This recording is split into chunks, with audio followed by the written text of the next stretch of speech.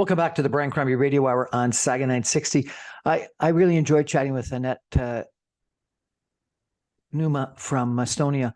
I thought that she had some really interesting things to say, both about Estonia and its place in the world, and the Ukraine war, international politics, etc. But then also on this whole digital transformation and government regulation and rules in regards to that. And so let's, if we could, just spend a couple of minutes talking about what I think about those two issues. And I think that it is interesting that there's been a lot of justifications that Russia, Putin have put forward about why they attacked, and some people in the United States particularly that are listening to some of those justifications. And I think they need to be refuted. One of them is that, he couldn't stand the expansion of NATO close to his borders. Estonia and the other Baltic states have been part of NATO for 20 years, as Annette reminded us, and they're right beside Russia and border Russia with quite a long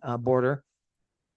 And he put up with that for 20 years. And so therefore thinking about Ukraine, even just talking about potentially joining either the European Commission and or NATO is completely a crazy statement. That obviously wasn't the justification. So NATO expansion, I don't think that lots of people have been saying is potentially a justification, or the threat of NATO expansion is completely wrong. And also successful democratic state, clearly something that would prove his policies and politics and economic strategies are wrong. But Estonia, Lithuania, Latvia, Poland are all, Finland, Sweden, Norway are all on his border and have proven that they can be democratic and successful and provide a better standard of living to their populations. And so having Ukraine be successful is not the straw that breaks the camel's back. He's had lots of those proof right next door to him previously. So I think it comes back to just his imperial desires and the fact that he didn't think the Ukrainian people were a people, which I think is completely wrong, which leads you to the whole fear of genocide, which clearly is a concern. So I think that Estonia, Lithuania, Latvia, Finland, all bordering Russia, Poland, which is close, have been democratic, have been capitalist, have been successful, have been members of the EC in not all cases, but most, have been members of NATO in all cases, not all, and Finland just joining along with Sweden recently, I think proves that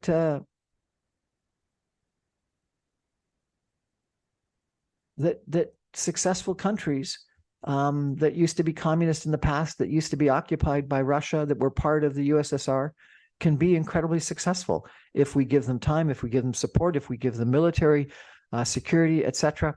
And I think we should be applying that to Ukraine. And I think we are to a certain extent, but as Annette has pointed out, we didn't give them as much as they needed, as quickly as they needed, and the air support that they need, and the jets that they need. And this is a war for all of us, for freedom, for capitalism, for freedom, democracy, for the rule of law, etc. And we need to stand strongly by them. The other issue that she talks about, which is really kind of interesting because it's her job, is digital transformation and making sure that government regulation doesn't get in the way. And I've argued about this several times in the past. I think that we've had housing regulations against Airbnb and short-term rentals like that. We've had taxi restrictions against Uber and Lyft. We've had lots of other restrictions that government has put in place. And I think time after time, people have said, we actually have more faith, more confidence in the mass approvals or disapprovals of drivers or of housing or of whatever it is than we do the government regulating and reviewing.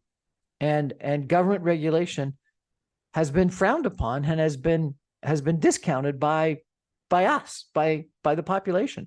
We don't think that it's good, and we don't think that we get what we end up paying for, and we'd rather have 5 stars or 4 stars by a whole bunch of people as a way of not regulating, but effectively evaluating whether a service is good or not.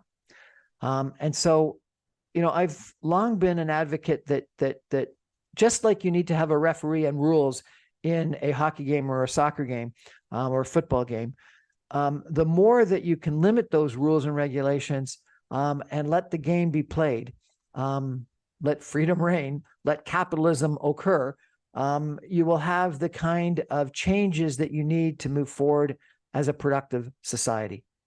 And I think we've got too much red tape, too much regulation, too much government interference. And I think that it's been proven over and over again that the vast majority of time, a lot of that government regulation, red tape, interference, etc., even that allows NIMBYism to occur, isn't terribly helpful. And we believe that we live in this free world. We talk about the importance of capitalism, but way too often, if we can get some benefit, we'll go to government and ask for some rule or regulation, and that's wrong. And so I congratulate Estonia in this attitude of providing a regulatory environment that allows some of these new digital solutions, apps, websites, opportunities to give it a trial, see what happens. And I think she's right. Drones, robots, apps, ride sharing and hotel sharing, room sharing, house sharing, whatever that new great activity is going to be. Seeing if people like it, seeing if it works, makes a lot of sense.